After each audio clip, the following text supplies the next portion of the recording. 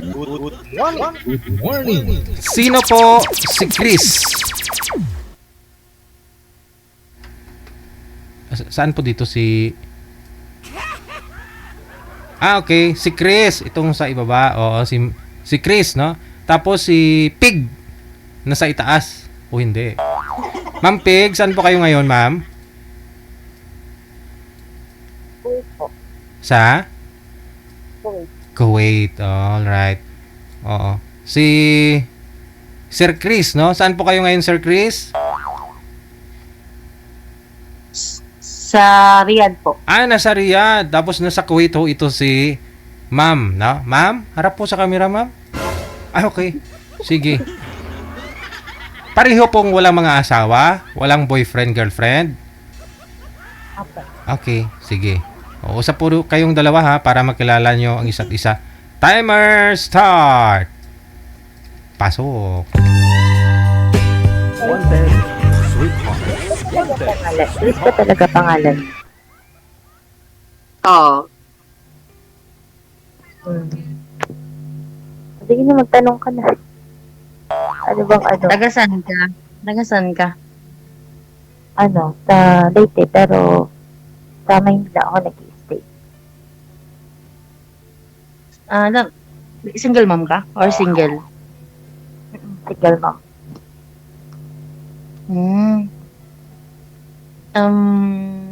Matagal na kayo hiwalay ng asawa mo? Sorry sorry to ask. Or, hiwalay kayo or ano? Oo, matagal. Ilang taon na? Since, 7 months pa lang baby ko. Yung bunso. Matagal na pala.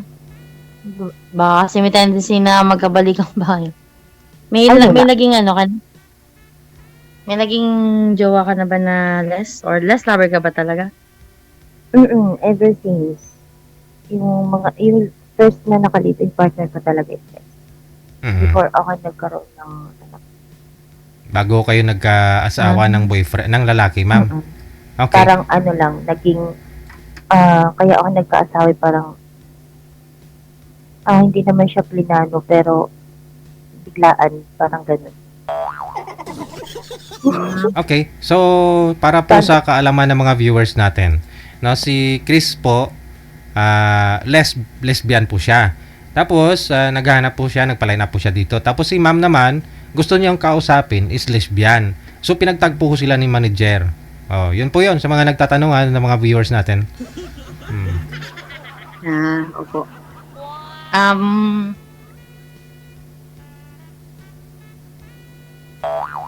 Tumigas na, tinigasan na si ma'am. Ayan na, okay na. Bakit Anong kinakabahan ka ba? Ikaw, ako, 5'5". Maliit lang ako. Okay lang yan, magpapantay rin tayo. Eddie, wow. Ikaw naman, Tawag na to? single ka din ba? Single ka din ba? Oo, single ako. Kailan yung huli? Last relationship ko is LDR. Toxic kasi kaya initawan ko na. Mahirap kasi. LDR na nga kayo tapos toxic pa. Like, wala na akong peace of mind, puro anxiety and depression na yung nararamdaman ko. Kaya binitawan ko na.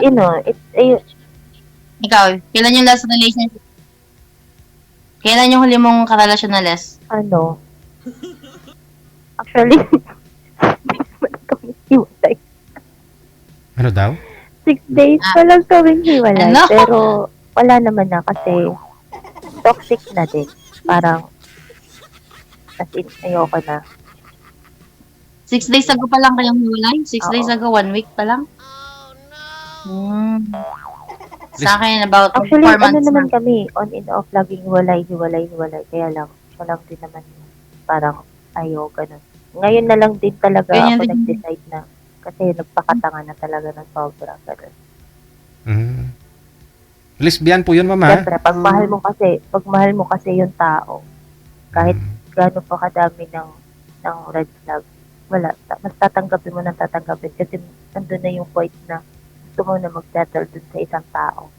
Pero, pag ayaw talaga, wala tayong magagawa, di ba? Ako na lang din ang sumuko kasi it's about cheating kasi. May third party.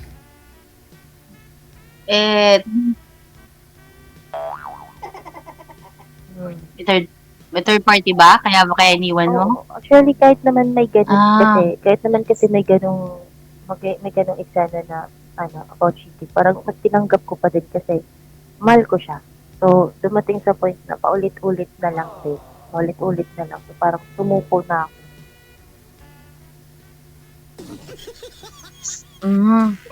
Sa akin naman kasi walang third party involved. Talagang toxic lang, overthinker. To the point na wala na talagang sinuko ko na kasi wala na akong katahimikan every now and then. Lagi na lang siya nagdududa na wala naman dahilan. Nasa kanya naman ang account ko. Nasa kanya naman lahat. Halos 24/7, walang babaan yung call namin. And tumalikod lang ako or mag-CR ako, mawala man ako ng ilang oras or isang oras sa paningin niya or 30 minutes or 5 minutes. Tapos, syempre, dalawa cellphone ko. Tapos, mabibit-bit ko yung isa kasi usually, naglalaro lang naman ako. And then, yun. Pagbalik ko, nung naiwanan siya sa kabilang phone ko, nagagalit na siya. Pero, hawak naman yung account ko. Ang siya sa akin, ganun din naman. Parang sabi kong, ganun din. Ako naman, dalawa din yung phone ko. Pero, ang purpose din naman kasi, if yung isang phone ko is malulobat, lilipat ko siya sa kabilang phone. Yung sa kanya kasi hindi. Iniiwan niya ako ng matagal. And then, doon niya sa kabila, kinakausap yung isa. Ganun. Sa akin naman walang problema kasi alam ko naman yung about sa kanila. Pero yung sasabi mo sa akin na hindi kayo nag-uusap, ganun. Tinatanggi niya kahit na... Doon ako naiinis sa ganung sitwasyon. Alam niyo po pala Ako na naman meron pa bukod sa iyo, ma'am, alam niyo. Actually, 18 months kami before ko nalaman. Oo. Pero tinanggap mo pa rin, no? Tinanggap ko siya kasi actually, nagmakaawa ako na lang yung piliin. Grabe, no? sana all. Hanggang sa, ayun nga. Ako, samantala ako, nag-layas ako, doon pinigilan. Layas ka. Hanggang sa, Lang pinigilan. hanggang sa, sabi ko sa kanya, magsabi ka lang sa akin ng totoo, wala namang problema sa akin. Pero yung tatanong kita ng ilang beses, sabihin mo hindi. Tapos, ending of the day, ako kasi pag ako kinutuban, at ako talaga na, hindi talaga ako titigil hanggat hindi ko nalalaman na yung kutob ko na yung tama. So, ayun. Nagagawan ko ng paraan na nalalaman ko. Umiiyak ako na ganito, ganyan. Pero, syempre, tanga nga. Kasi nga, mahal mo yung tao. So, papatawarin mo, tatanggapin mo ulit. Hanggang sa, ito na yung pinakalas talaga. Hindi ko na talaga kinaya kasi, may anxiety ka na, may stress ka na, may depression ka pa. Dumating na ako sa point na wala rin akong kinakausap. Sabi ko, hindi pwedeng ganito kasi baka mamaya uuwi ako na bangkay na. Kaya nga. Pero 6 days pa lang ikaw, so for sure yan. Ano pa yan? Buong, yan? Yung durog na durog.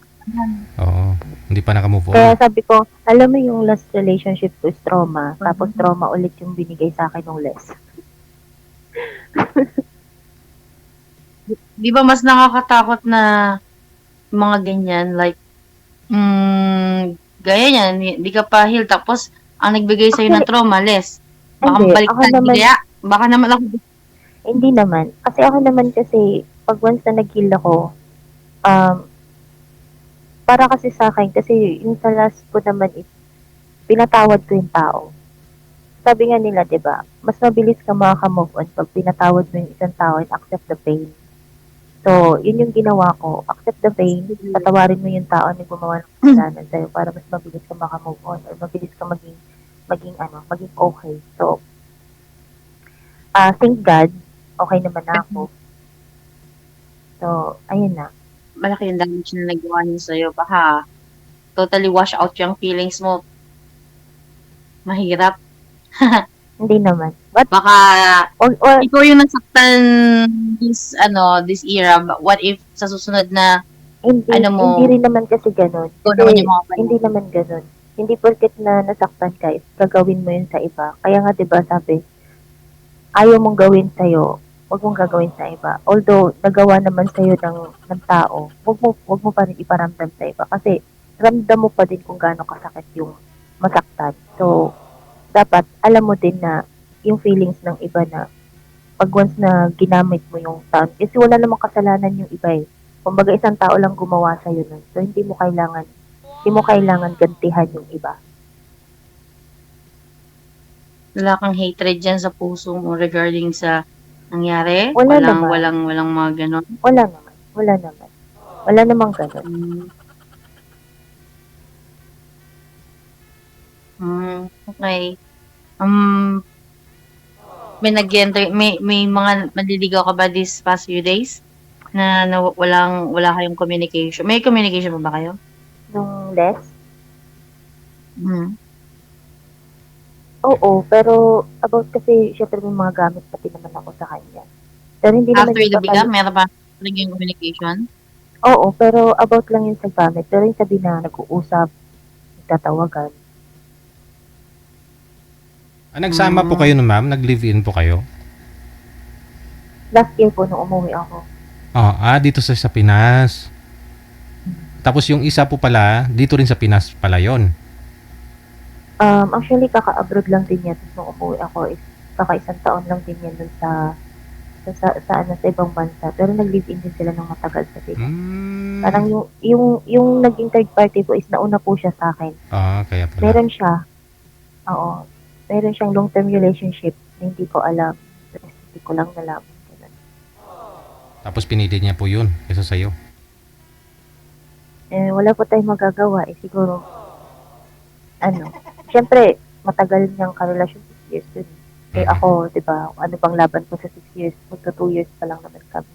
Pero, hindi ko naman din yung pinagsisihan kasi ginawa ko naman din yung part ko as a partner niya. Mahal ko siya ng sobra, higit pa sa sarili ko. And, yung kahit malayo ako, pinaramdam ko naman sa kanya na mahal ko siya kasi may mga effort din naman akong ginawa na iniintindi ko siya sa sarili ko na mahal ka na ba? Minsan pinapadalan ko siya ng food or minsan nag-uutos ako ng tao na lutuin yung mga food na lutuin sa kanya pero syempre malayo ako, diba? So, ayun, nag-uutos lang ako sa iba tapos pinapapadala ko sa work. Ganun. Grabe yung pagmamahal yun Pero may daway, matanong ko lang po, may anak po kayo, ma'am? Mga anak? Meron po. Ilan po anak ninyo? 3. Pero dalawa yung nasa akin kasi panganay ko sa papa niya. Okay. Bali yung dalawa niyo pong anak sa magulang niyo po ngayon? Apo.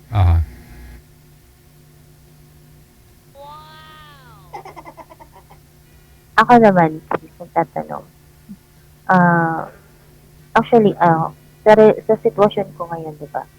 Paano mo ma-handle ang isang relasyon or yung isang partner mo pagka andun sa stage ng may traumatized tapos may trust issues, mga ganyan. Paano mo ma-handle yun? Pero nararamdaman mo naman na mahal ka ng partner mo.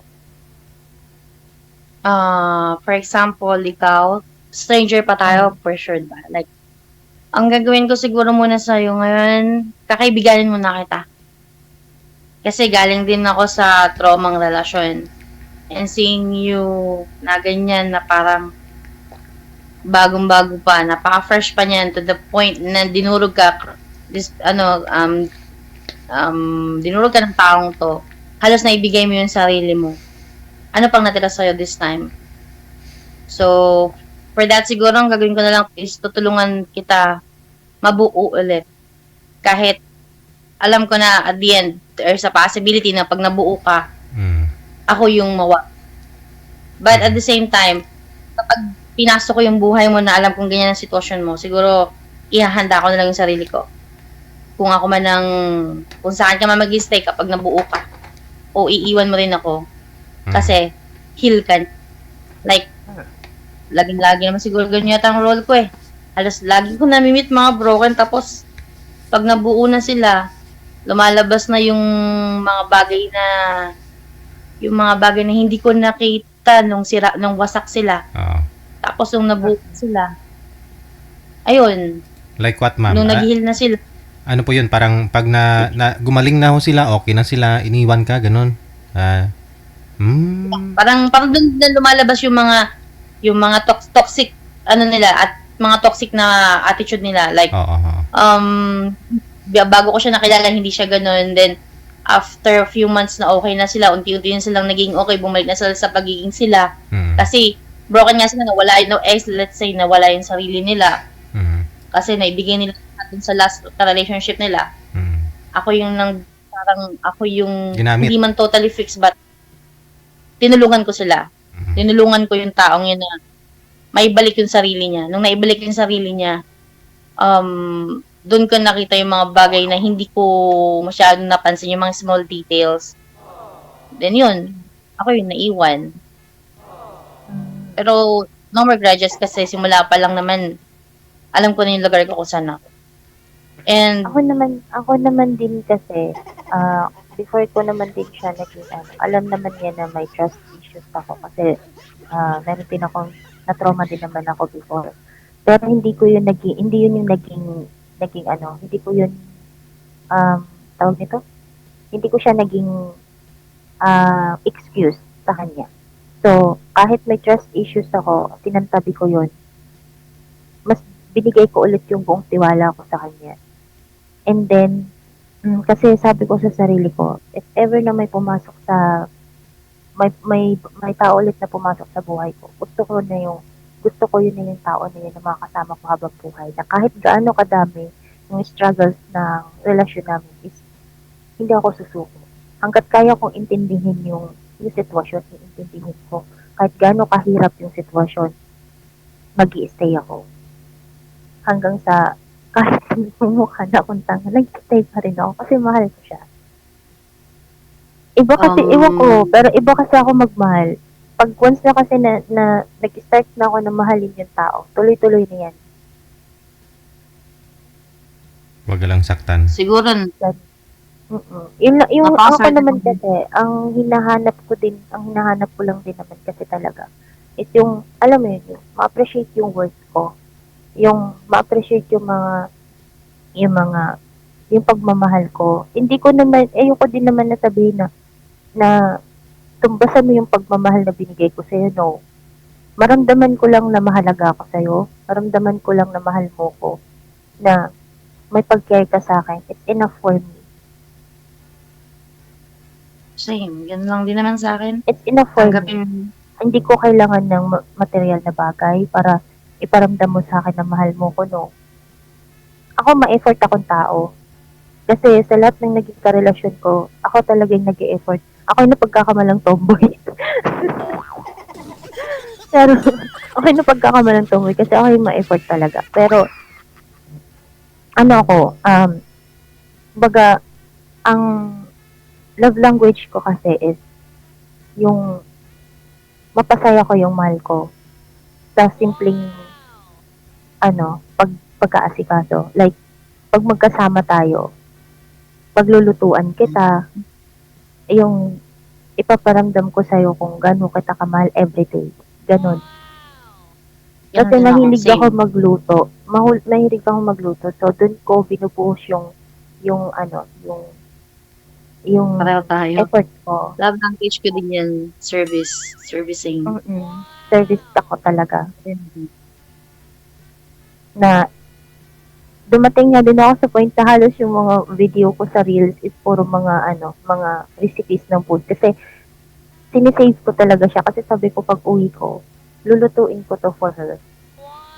Pag uwi ko, gusto ko na maiba naman yung mga niya. Kasi minsan iniisip ko din yung mga healthy foods. Kasi syempre, siya, nurse siya. So, kailangan healthy pa rin yung lifestyle niya, ganun. So, minsan iniisip ko yung mga healthy foods na pwede niyang kainin, mga ganun. So, kaya halos lahat ng mga videos ko, puro mga recipes. Kasi sabi ko, pag uwi ko sana, gusto kong gawin sa kanya to, gusto kong lutuin sa kanya to, yung ganun. Although nagawa ko naman yun nung umuwi ako, pero hindi naman din sapat kasi maiksing panahon lang yun kasi 28 days lang. Sana all. Oo, ganun. Yun din kasi talaga yung pinaka-love language ko, service talaga. Mm. Mm. Swerte naman niya, sana all, no? Hindi lahat ng, di naman lahat, like, hindi lahat ay nag-effort. Hindi lahat ay ganun. Ako lang naman din, ang sa akin lang din naman is, gusto ko lang din yung, alam mo yung, wife material na babae. Like, talagang, parang yung, this person, gusto ko, I want her to handle me like, really tender care, like, gusto ko yung aalagaan niya ako or mamahalin niya ako kung sino man ako. Kasi honestly, may the same pagka naman. sensitive din talaga ako. Sensitive ako in a sense of showing love. Masyado kung ang tawag ito, mapagmasid ba, observant ba? Hindi ko alam eh. Medyo may pagka, ano kasi ako like, siguro dahil sa nangyari sa akin, I've been into a relationship na mga failure relationship na alam ko na naman nabigay ko din yung best ko. May talaga may Mahirap minsan may naman side. talaga. Sobrang hirap kasi lalo na pag nagmahal ka ng sobra tapos in the end of the day, ikaw lang din yung nawasak. Yung alam mo yung pinapangarap mo na kaya mo iniingatan na hindi ka makasakit ng tao kasi yun yung ayaw mong mangyari sa buhay mo. Yun yung ayaw mong mangyari sa sarili mo. Pero in the end of the day, ikaw pa rin yung nasaktan. Pero wala naman tayong magagawa. Kasi, ganun talaga eh. Ganun naman talaga yung buhay. Kailangan mo masaktan para matuto sa mga nangyari. So, isa na lang yung nasa isip ko is, ano na lang, learn na lang. Lesson learned na lang. Talaga. Kaya minsan sinasabi nila na, nakakasama talaga magmahal ng sobra. Pero, depende kasi yun sa tao na minahal mo. Siguro mali lang talaga yung taong minahal ko, kaya ganun. So, wala. kahit sabihin mo na nakakasama magmahal ng sobra. Pag once na nandun ka na sa sitwasyon kasi na ganun, kahit anong pigil mo sa sarili mo na huwag ibigay lahat ng pagmamahal, hindi mo mapipigilan yun eh. Hindi mo talaga siya Nagsusurrender ka ba ng account sa partner mo? I like, ibibigay ka ng account. Oo, depende. Pero pag once kasi na sinabi mo na privacy natin parehas, okay, iintindihin ko yung I respect your decisions, ganun. Nagbibigay ako, pero wag nang bubuksan yung kasi meron kaming GC ng family ko dito na hindi talaga pwedeng ma-expose kasi it's about politics. Kasi yung family ko, it's politician. I mean, kaya hindi pwedeng may mga may family GC talaga kasi kami na hindi pwedeng Ako din. Nagbibigay din ako ng account, but kasi ito nga last relationship, parang kasi natawa sabi talaga ko ako. nga, Like, ako talaga minsan hindi ako nanghihingi. Hindi ako nanghihingi ng account ng partner ko kasi yun na lang yung privacy mo sa sarili mo. Yung personal mo, like yung account mo, Facebook mo or anything na social media so, account. hindi, Pero kasi like, sabi ko, kahit kunin ko yung account mo na yan, pag manloloko kang tao, magloloko ka, even kahit lahat ng account mo, ibigay mo yan sa akin. Pag manloloko ka, magloloko ka in another way. Yan kasi tama yun. din naman. Kaya, sabi ko, kahit kunin ko yan, kahit tingnan ko yan araw-araw, kahit bantayan kita dyan. Sabi nga, kahit nga yung aso, di ba? Kahit ganun tali mo sa aso, pag once na naglandi yan, gagawa ng paraan yan para lang makastahan yan. Para lang makastahan. Ganun yun. Kahit anong bantay mo sa isang tao, pag once is a cheater, maghahanap ng paraan yan. Silosa ka ba? Lahat naman tayo may ganung may ganung Gaano feeling. yung tolerance mo about jealousy, gaano ka strength, gaano ka, Ako naman, pag nagsiselos ako, selosa ako, oo. Pero pag nagsiselos kasi ako, nasa lugar. Hindi ako magsiselos na in the point na nagsiselos ako tapos pupuntahan kita, aawayin kita kasi nagsiselos ako, no. Pag nagsiselos ako, malalaman mo, tahimik lang ako. Hindi ako nagsasalita. Mm. Ma'am, gano, yung Kakausapin last, mo ako, may nakarelasyon ka na ba na last na live-in, di ba? Gano, ano yung pinaka-longest mo? 6 years. Yung pinaka-first Ah, 6. relationship ko na live-in partner ko, since 17 years old ako, tas yung last is nasa 30 plus. 6 years yung pinaka-longest mo? Mm. Ano yun, nag-live-in Pero- talaga kayo? Oo, live-in talaga kami. Kasi, nakilala ko siya, siya, ex-mate lang. Tapos, pinuntahan ko talaga siya sa Maynila kasi nasa probinsya ako, nasa Leyte ako that time. Ang ginawa ko, lumuwas talaga ako ng Maynila. Sana all. Lumuwas ako ng Maynila, nakapag-meet ako sa kanya. Tapos until na, ayun, nag-decide kami na magsama. Kasi, ayon sa kanya ng, di ba, hindi pa naman open yung LGBT before.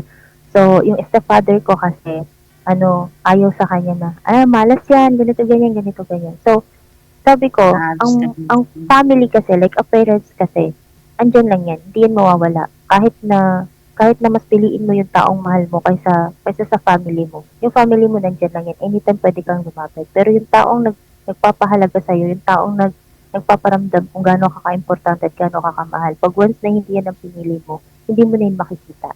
Hindi mo na yun mahahanap.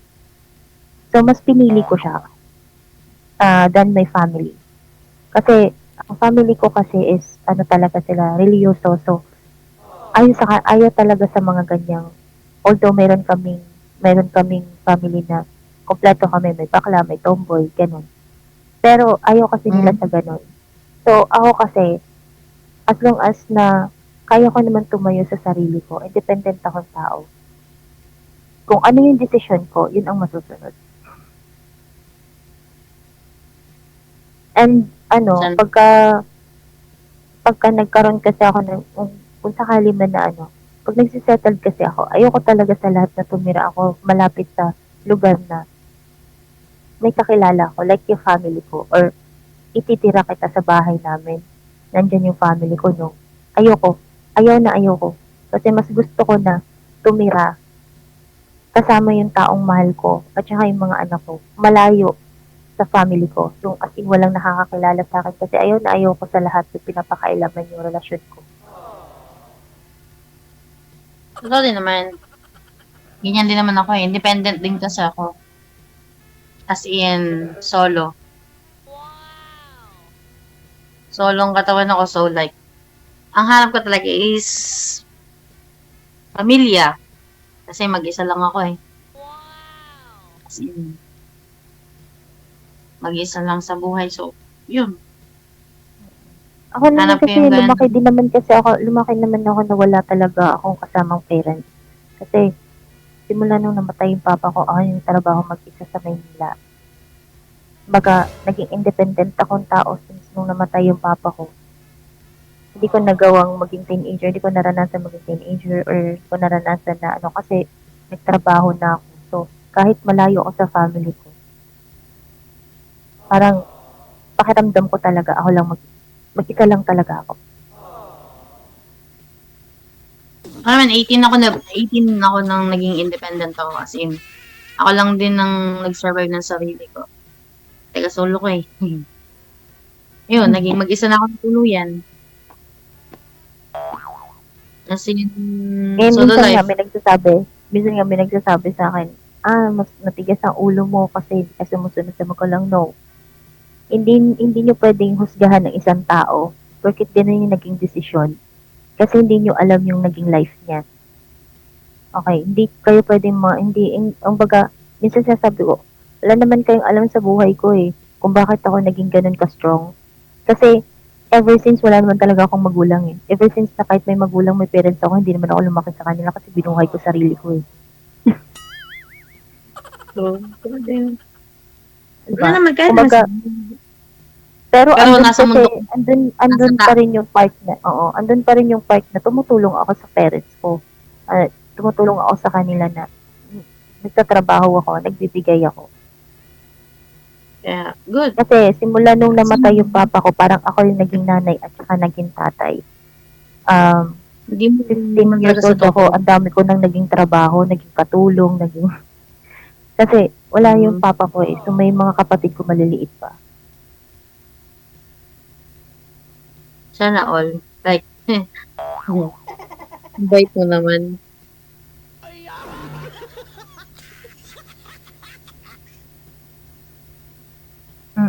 Hindi naman kasi talaga pwedeng Ang dami nagsasabi na ganun ganyan. Pero hindi eh. Hindi niyo pwedeng husgahan yung isang tao because of lang. Dahil sa naging ganun siya ka. Hindi niyo pwedeng husgahan. Kasi hindi niyo alam yung naging life niya ever since. Hindi niyo pwedeng sabihin na ganito ganyan Sweet ka siya, ba in ganito public? ganyan siya. Ha? Ka ba in public? Ano Paano po? yung sweet ka ba in public? Paano mo pinakikita yung sweetness mo or yung... Actually, kahit sa labas talaga, as in ang showy ko talaga, as in napaka-showy ko. Ay, naayaw ko na malayo kasi pag naglalakad tayo, gusto ko nakahawak sa akin. Anong Holding hands. setup mo kapag LDR ka? Pwede yung LDR. For example lang, paano mo pinapakita yung sweetness mo sa kanya? Mararamdaman mo na yun. Basta mararamdaman mo yung caring ko, yung love ko kahit malayo tayo. Basta lahat ng attention ko na sa'yo, lahat ng oras ko na sa'yo. Anong Ganun lagi ako ka-focus eh. Ano yung Ha? nakakapagpa-trigger ng inis mo or ng jealousy mo? Anong mga bagay yun na nakakapagpa-trigger sa'yo?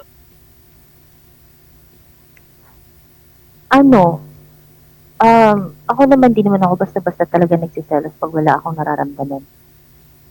Basta pag may instinct lang talaga ako, magtatanong ako sa'yo, may kausap ka ba? Kasi pakiramdam ko parang ganito, ganyan. Kakausapin kita. Pero pag once na nararamdaman ko, nagsisinungaling ka, gagawa talaga ako ng paraan. Na malaman ko kung ano yung kutob ko na yun. Ganun kasi Pikon ka ba? ako. Oo. Pero, handle ko naman siya. Pag napikon ako, hindi na ako magsasalita. Hindi kita aawayin, pero hindi ako magsasalita. Tatahimik ako. Pero, and then ako pa rin naman yung maglalambing kasi ako naman yung ganun lang. Yung sweetness, kung gano'n ako ka-sweet sa LDR, mas malambing talaga ako pagdating sa personal. Paano ka ba suyuin? Alimbawa, may ulo mo. Paano ka usually sinusuyo?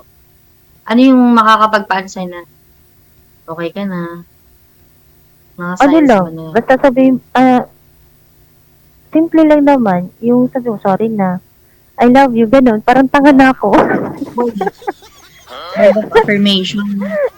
Na ako kasi hindi ako showy. Hindi ako showy na Showy tao in ako. public. Showy talaga ako in public. Kasi last na relationship ko na siya, kahit nasa labas siya, tapos yung pinagtitinginan kami ng tao, kasi nga hindi pa open yung LGBT before. Mas pinapakita ko talaga pag tinitingnan kami ng ibang tao, mas pinapakita ko pa lalo. Ganon. Kasi, alam mo yung pag nararamdaman ko talaga na secured ako dun sa taong yun. Wala akong pakialam sa nakapaligid sa akin. Minsan nga, pag hinahatid ko siya sa shuttle, pag pumapasok na siya yun, hahalikan ko siya, kahit maraming tao. Sa labas, pag naglalakad, ayoko malayo ka sa akin. Gusto ko naka-holding hands ka, gusto ko malapit ka lang, nakadikit ka sa akin, ganun. Sana all. Ako kasi hindi ako masyadong sa public. selective places lang yung pagiging showy ko or yung depende lang din sa sitwasyon kung pwede alam mo yun, like, hindi ako masyadong PDA, pero selective lang. Kung kailan pwede, kung kailan pwede kong ipakita yung appreciation ko sa kanya. But at the same time, sweet ako pag kaming dalawa lang. Napaka-sweet ko. Yun lang. Same din naman. Pero, in public talaga, napaka-showy kong tao. Hmm. Tawag nito. What if, halimbawa, di ba, na malayo ka, tapos, paano kung, kasi nga, dahil independent nga ako, sanay ako mag-isa din. Kaya nasabi mo, gusto mo din ng solo life kasama mga anak mo. What if, yakagin kita, like miles away sa pamilya mo, tawid dagat, kasama ka. Oo naman. So, willing ka sa buhay na malayo talaga yung pamilya mo, as in, magtatayo tayo Kasi- ng sarili natin. Oo, gusto. Yun Buhay. talaga yung pinakagusto ko. Malayo ako sa family ko, malayo ako sa nakakakilala sa akin. Pag gusto ko na talaga mag-settle, ganun talaga. Gusto ko malayo. Kasi ayoko sa lahat na kahit sa side ng partner ko, gusto ko malayo din kami sa side nila. Gusto ko yung pag nag-settle kami or bumuo kami ng na talaga, ng family. Anong, malayo sa lahat. anong characteristic ng isang tao na madalas kang ma-fall? Or mabilis kang ma-fall? Pagka nakikita ko na, sincere ka, tapos Mhm. nakikita ko na yung may care ka, ganun. Mhm. Pag na-feel ko din Mabilis ka naman bang na, ma-fall? What if maraming magpapiling sa'yo na, maraming magparamdam sa'yo ng ganyan? siguro dati oo, ganun ako. Pero ngayon sa dami sa trauma na naranasan ko, itong 2 beses na trauma na to, hindi na ako ganun kadali maniwala. Same. Kasi, alam mo Ayoko yun, din. halos pare-parehas na lang yung words na naririnig ko na iba ako sa naging ex mo, iba ako sa mga nakilala mo, hindi ako ganito, hindi ako ganyan. It's the same words ang naririnig ko. Tapos in the end of the day, mas malala pa pala sila kaysa dun sa ex ko, yung mga ganun. Kaya parang ang hirap na magtiwala sa ganung words lang. Mas gusto ko pa na makita ko na ginagawa mo kaysa sinasabi mo. Much better pa sa akin. Kasi yung words kasi madali mong sabihin yan eh. Kahit nga yung sabihin na mahal kita, madali kong sabihin na mahal kita pero hindi talaga yan yung nararamdaman ko sa'yo. Kaya nga. Kasi Nowadays sa kasi panahon parang ngayon, sa panahon kasi ngayon, ang tao, lalo na pagka gustong-gusto mo yung tao, gustong-gusto mong makuha, ang daling magpanggap. Ang daling magpanggap na, gusto ko to makuha, gusto ko tong ganito, ganyan. Magpapanggap ako na mahal kita. Magpapanggap ako na may care ako sa'yo. Sa umpisa. Pero pag tumagal tayo na kasi dadating, Powered by Gel FM 98.7. gusto ko, mas nakikita ko talaga, ilabas mo yung totoong ugali mo in the first meet or in the first, pakilala mo sa akin. Kasi ayoko sa lahat na, ngayon okay ka, tapos habang tumatagal, saka mo nilalabas yung ugali mo kasi ang hirap mag-adjust. ito naman. Kaya, Ako mahirap kasi, din. ako kasi hindi ko kailangan magpanggap. Kung ano yung nakikita mo sa akin pag nag-uusap tayo, kung ano yung pinapakita ko sa'yo, kung ano yung ugali ko. Sa personal, ganyan din ako. Kasi sabi ko nga, kung ipapakita ko yung ugali mo, yung totoong ako, at ayaw mo sa akin, walang problema. At least pinakita ko kung ano ako. Ayoko kasi na magpanggap ako, tapos saka mo lang ako, alam mo yung magpapanggap ka para lang tanggapin ka ng tao. Tapos, in the end of the day, pag ipinakita mo na yung ugali mo, yung totoong ikaw, hindi ka natatanggapin. Kasi, kumbaga lalayuan ka na kasi hindi yan yung nakilala nila.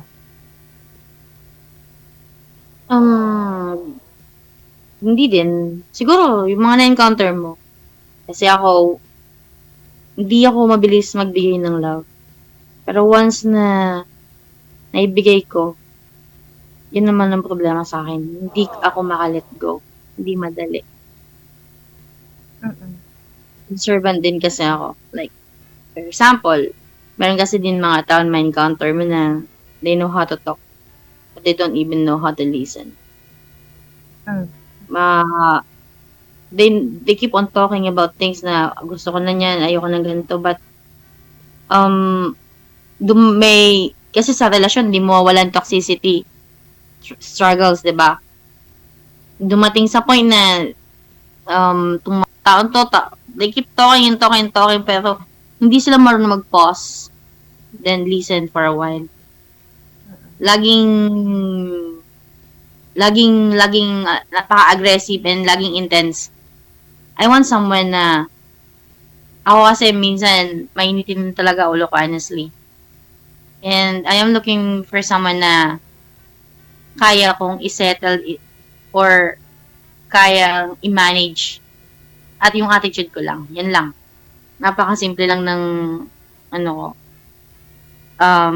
I want this person to handle me properly in a way na kahit yung ugali ko lang, kasi honestly ako rin nahihirapan ako sa ugali ko, especially moody ako. May mood swing ako. Siguro sign of ano din 30 Ilan taon ka pala? Ilan taon ka na nga pala? Magta 38. 37 ako, magta 38 ako this coming August. Kaya siguro din partly of it. Pero ewan ko, ganito na rin siguro ako ng kabataan ko rin eh.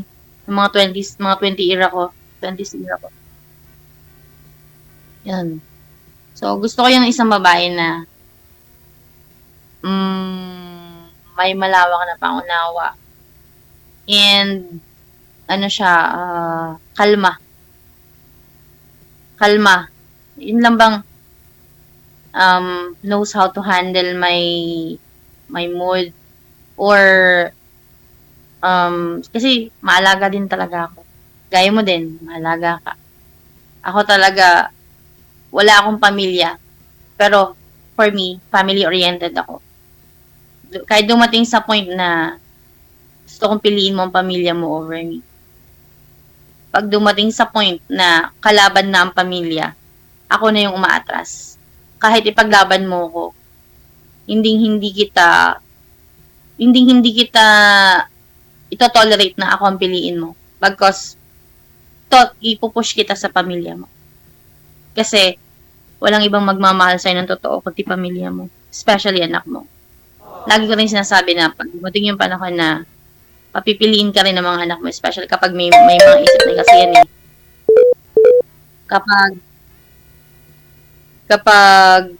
Kapag dumating sa point na ganun, pinapili ka ng pamilya mo or mismo ng anak mo, wag mo akong piliin.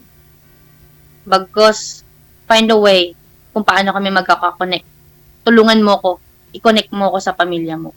Pero wag mong tatalikuran ng pamilya mo. Ask for my help kung kailangan, kung anong dapat gawin. Magkaroon tayo ng teamwork. Kasi bilang ako na solo life, wala akong pamilya, gusto ko magkaroon ng malaking pamilya. No matter how hard it is, kaya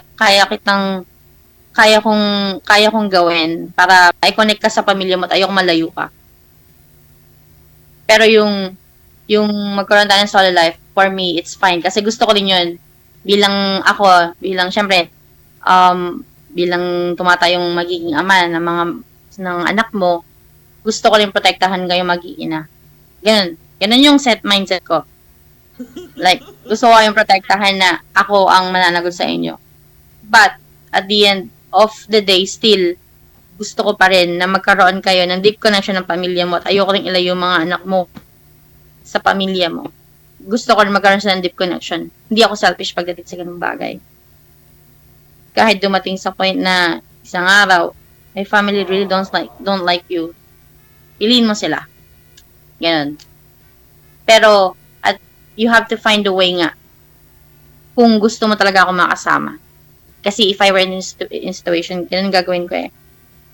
Hindi ko iiwan din ng pamilya ko. But gagawa ko ng paraan para may connect ka sa kanila. Kahit mahirapan ako. Ganun. Ganun yung gusto kong mangyari. Kasi gusto ko rin ng malaking pamilya. Ayoko rin kasi magsasama tayo na tayong dalawa lang.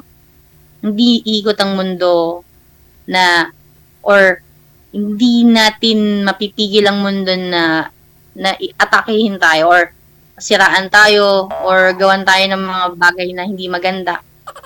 Pero as long as nandyan yung pamilya mo, sila yung susuporta sa'yo.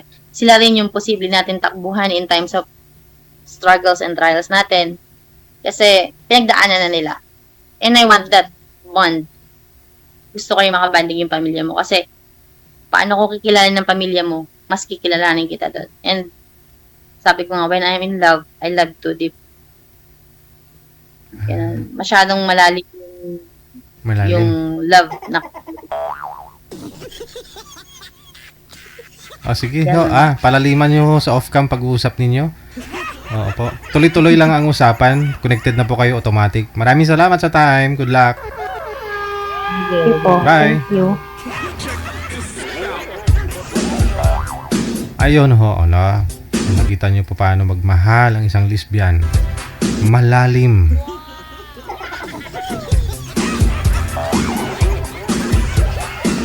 Tao din po sila, pareho po tayo.